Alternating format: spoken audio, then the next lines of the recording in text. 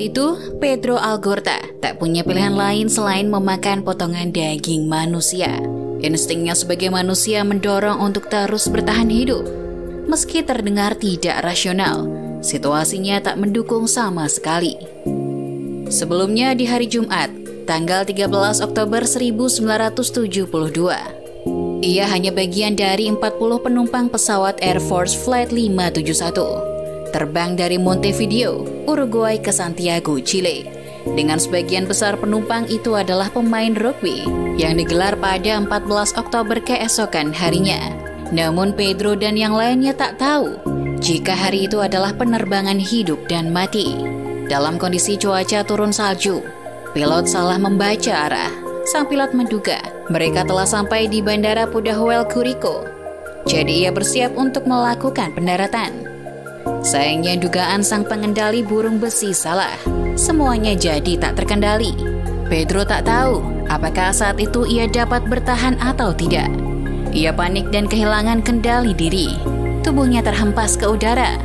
Seakan-akan menunggu nyawanya tercabut. Pesawat yang ia tumpangi bergerak sangat liar, menabrak satu gunung ke gunung lainnya.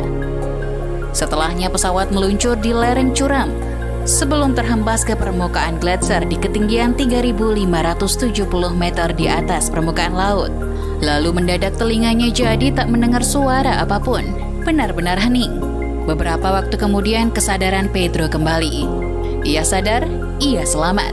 Tak hanya Pedro, ada beberapa orang lainnya yang juga selamat dari tragedi itu.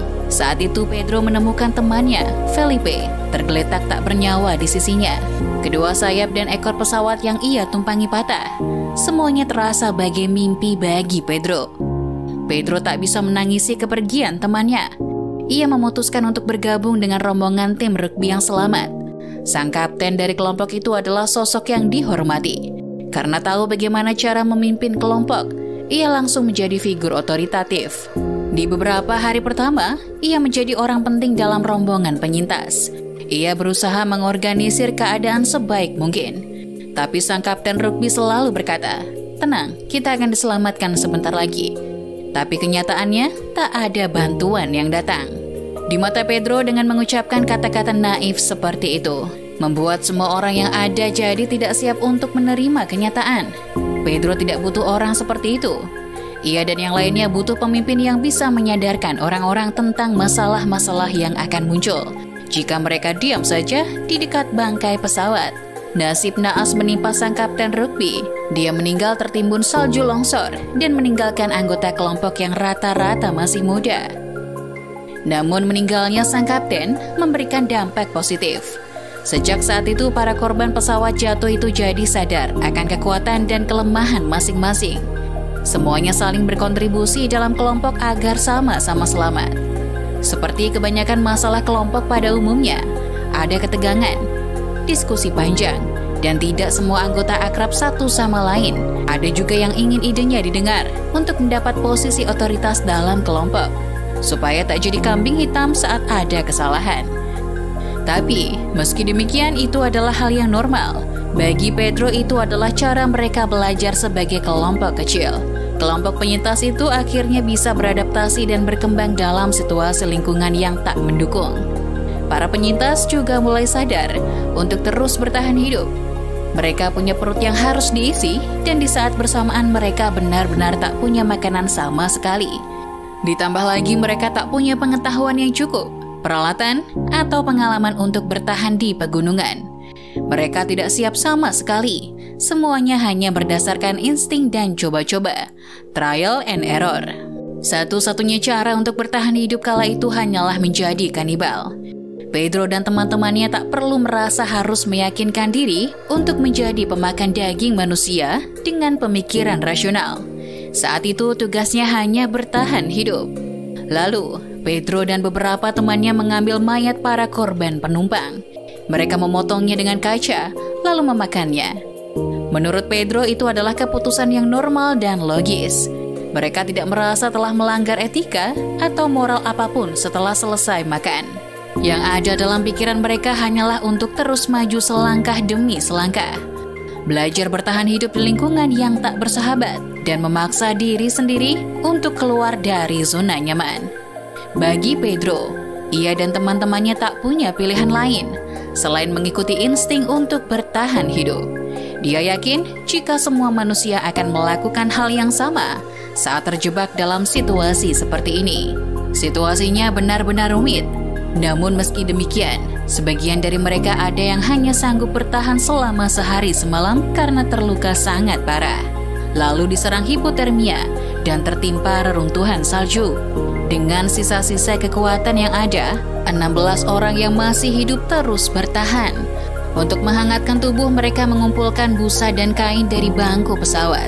Sedangkan untuk mengatasi rasa haus, mereka mencairkan es untuk diminum. Setelah lebih dari 1 bulan terjebak di situasi yang tak menyenangkan, ada 2 orang yang memutuskan untuk turun gunung mencari bantuan. Dengan membawa radio komunikasi Fairchild FH227D yang mereka temukan di antara serpihan bangkai pesawat untuk berjaga-jaga. Yang ia tahu beberapa hari kemudian setelah kepergian 2 orang yang ia ketahui namanya Fernando Parado dan Roberto Canessa, bantuan datang. Tepat pada 23 Desember 1972, setelah 72 hari terjebak di pegunungan Andes, ia dan 15 orang lainnya berhasil diselamatkan. Fernando dan Roberto menceritakan perjalanan mereka. Keduanya menelusuri gunung, melewati dan bergelantungan di tebing-tebing yang curam selama 10 hari. Lalu saat sampai di trek tak bertuan, mereka akhirnya bertemu dengan seorang penduduk setempat bernama Sergio Catalan. 2 orang itu menceritakan apa yang menimpa mereka dan para penumpang lainnya pada Sergio. Lalu, Sergio pun langsung bergegas mencari bantuan. Setelahnya, berita tentang selamatnya para penyintas itu menyebar luas di berbagai media.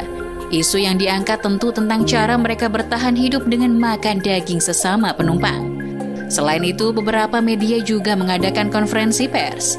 Saat itu para penyintas seperti dipaksa oleh wartawan untuk mengaku telah melakukan praktek kanibalisme. Namun para penyintas hanya menjawab, "Iya, kami makan daging manusia." Pengakuan itu mendapat tepuk tangan meriah dari orang-orang yang hadir dalam acara itu. Meski demikian, orang tua mereka sendiri tak percaya jika para korban kecelakaan pesawat dalam keadaan terpaksa untuk melakukan praktek kanibalisme. Sedangkan keluarga dari korban yang tak selamat hanya mengatakan, tidak apa-apa atas apa yang dilakukan para penyintas. 40 tahun setelahnya, yang dilakukan oleh Pedro Algorta dan teman-teman penyintas lainnya sudah tidak lagi dipermasalahkan. Karena semuanya sudah diceritakan, semua orang yang mendengar sudah tahu. Dan bagi para penyintas itu hal yang normal. Pedro berharap praktek kanibalisme yang ia lakukan tak menjadi masalah lagi, karena saat itu ia dan teman-temannya hanya berpikir cara bertahan hidup. Tragedi 13 Oktober 1972 itu kemudian difilmkan dengan judul Alive pada tahun 1993. Tentu, pengalaman pahit akan sangat sulit untuk dilupakan oleh para penyintas sampai kapanpun. Karena saat itu, para penyintas mengalami saat-saat seperti akan bertemu kematian dan setelah lolos, mereka terpaksa melakukan hal yang menjijikan, yakni menjadi kanibal.